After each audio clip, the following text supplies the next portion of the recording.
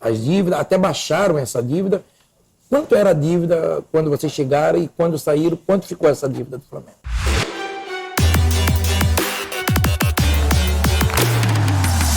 A dívida do Flamengo, na época, a gente teve até que contratar uma auditoria para fazer o levantamento da dívida, porque os balanços não eram confiáveis. Então, se apurou na época, no início de 2013, 750 milhões de reais. Depois, com a medida que os esqueletos iam saindo dos armários, a gente pode dizer que a dívida real naquela época era em torno de 800 milhões de reais. E eu deixei o clube com a dívida próxima de 350 milhões, sendo que 240, 250 é a dívida do Profut, né, que está escalonada em 20 anos, que o Flamengo pode pagar sem o menor problema. Dívida trabalhista praticamente acabou, dívida bancária cada vez menor, tendendo a zero. Então eu diria que a dívida deixou de ser problema no Flamengo. Antigamente, quando você tinha uma eleição no Flamengo, 80% das discussões eram em torno da dívida. Como é que você vai fazer para pagar a dívida? Você vê nessa última eleição, ninguém falou em dívida. A dívida acabou, deixou de ser um problema. Então, o Flamengo tem sim condições, né, de investir pesado, né, num time poderoso de futebol, como está fazendo. Tem não só por conta do caixa que foi deixado, como também de toda a situação que permite que o clube tenha acesso a fontes de crédito, inclusive muito mais baratas do que já teve no passado. Se continuar a nossa política de profissionalismo e de responsabilidade, você não tem a menor dúvida de que o Flamengo caminha para ser um dos clubes mais poderosos do mundo. Do mundo, né? Pela sua torcida, por tudo. A gente antes tem conversado uma coisa, presidente, que eu tenho batido na tecla, que é a base do futebol brasileiro. E era uma preocupação de vocês também essa base, né? Quando vocês assumem, a gente estava conversando, o Flamengo, praticamente a base perdia muitos jogos, a gente está falando com o Fluminense, que era uma base forte. Mas praticamente se perdia tudo na base para o Fluminense.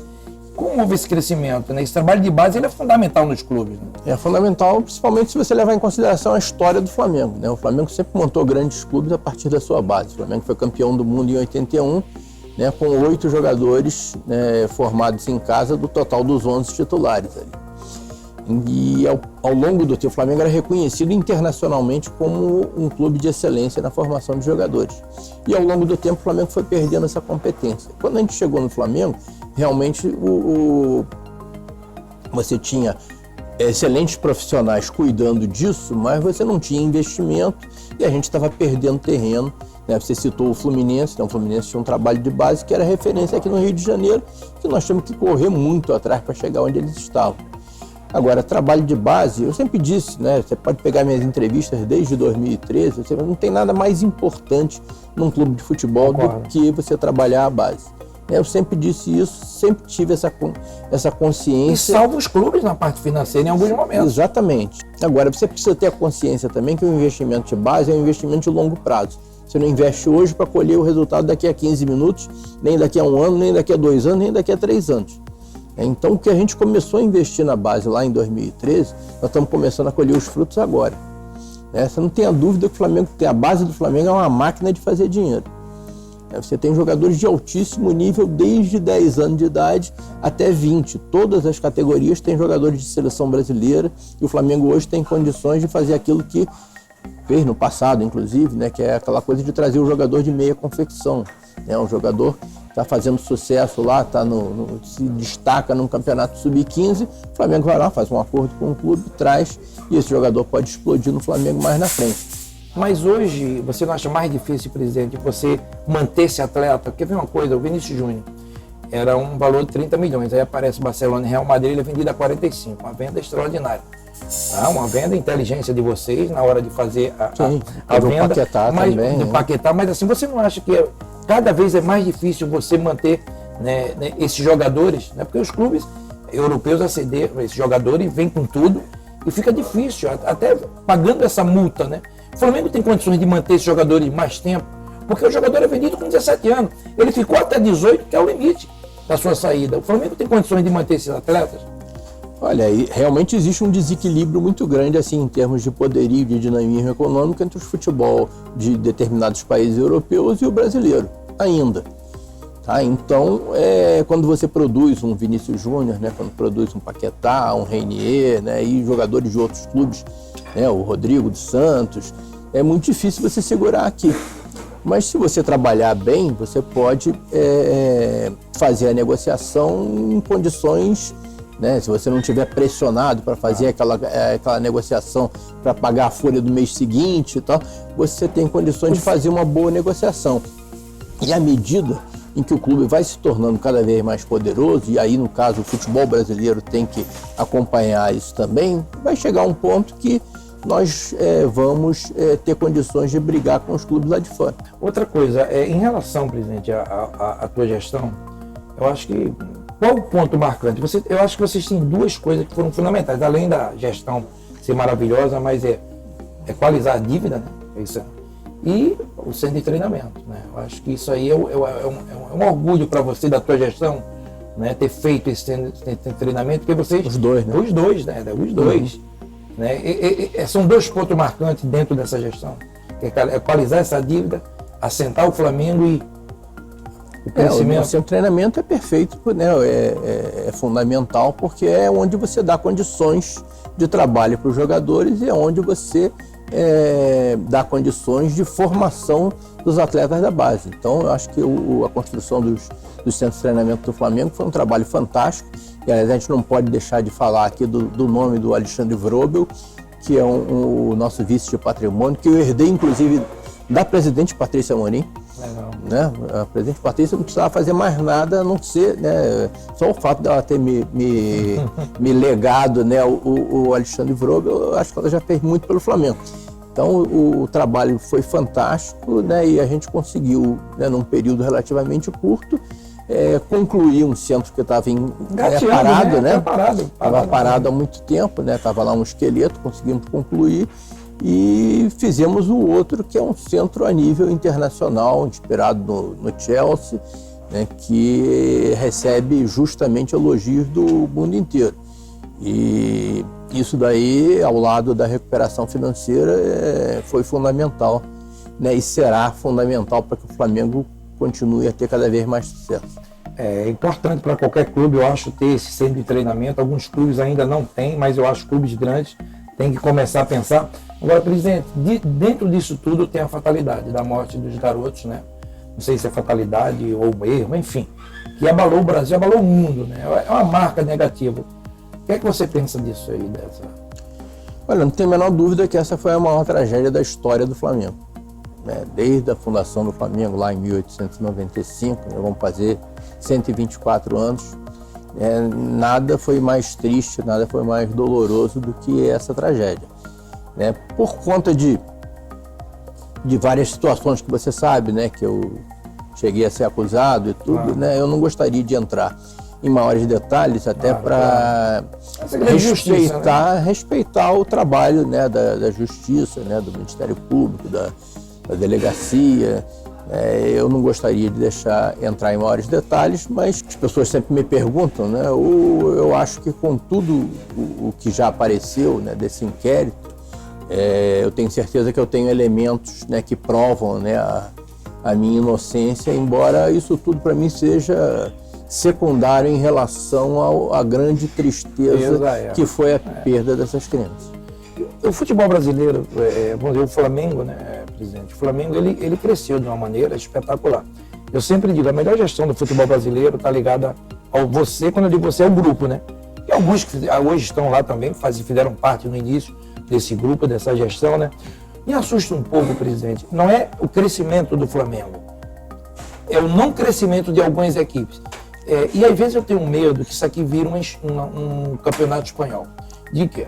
Você tem 2, 3 clubes com muito e muitos com pouco. Você acha que não tem que ter aí um parâmetro aí? O CBF está tentando mudar aí com direitos de televisão. Claro que há o crescimento normal de vendas, é a maior torcida do Flamengo, eu sei, mas não tem que ter um meio termo, até para se ajudar, para ser um campeonato forte. Você pega um campeonato inglês, é um campeonato forte.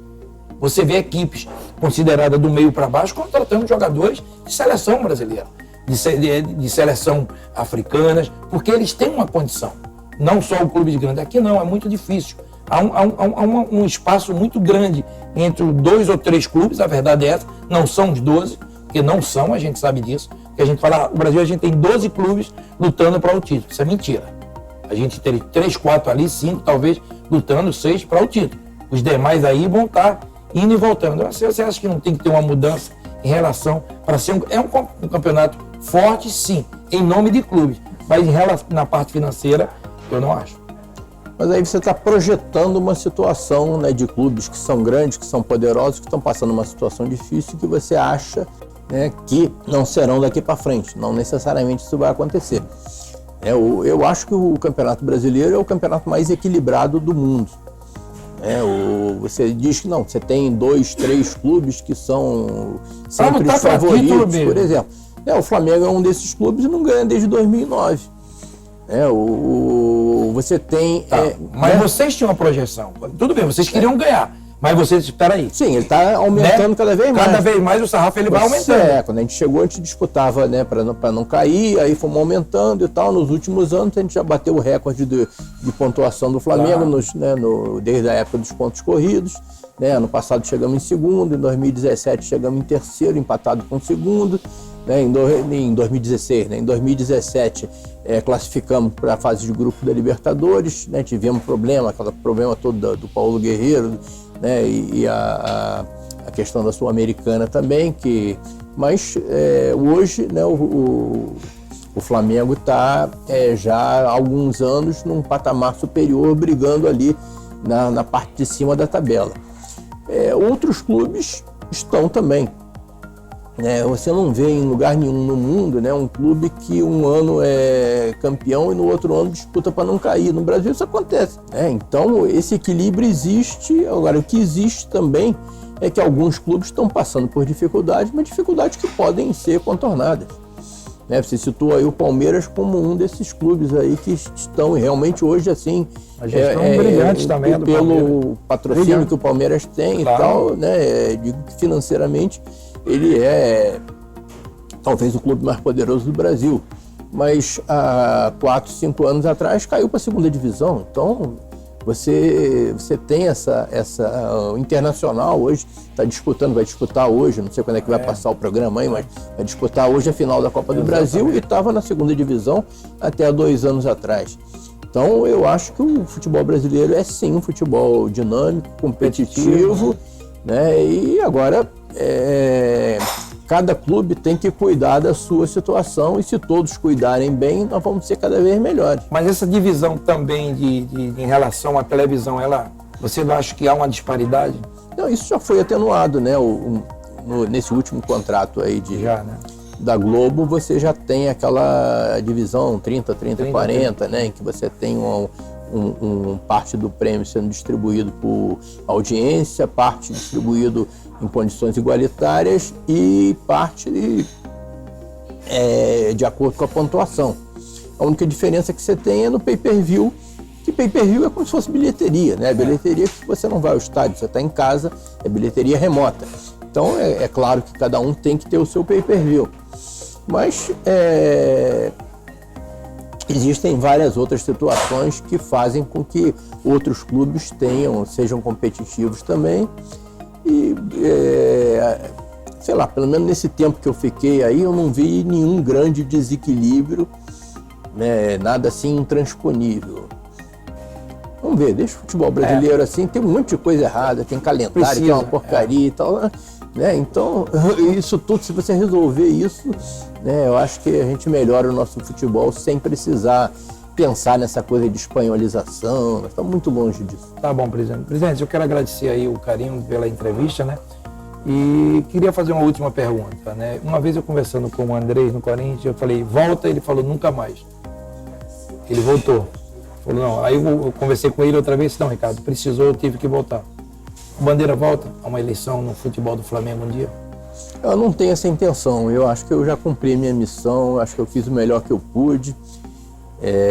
Minha família deixa? Minha família se sacrificou muito, está se sacrificando muito, porque tudo isso que eu estou passando, né, esse ano aí, o reflexo está sendo em cima da minha família.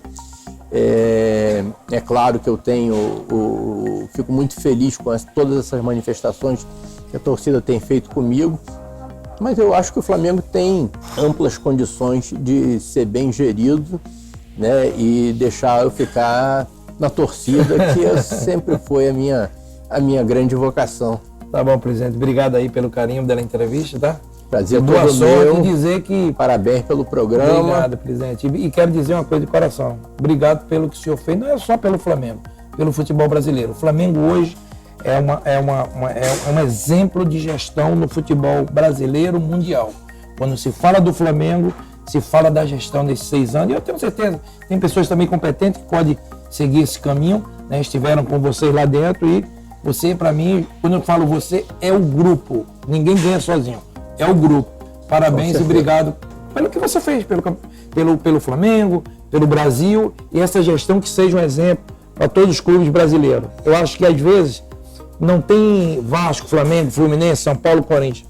Conversar com pessoas competentes. E você, para mim, junto com o Fred, com toda essa geração de vocês, realmente é o grande exemplo para mim de gestão. Obrigado. Valeu, meu amigo. Obrigado, presidente. Saudações rubro-negro. Vamos com tudo.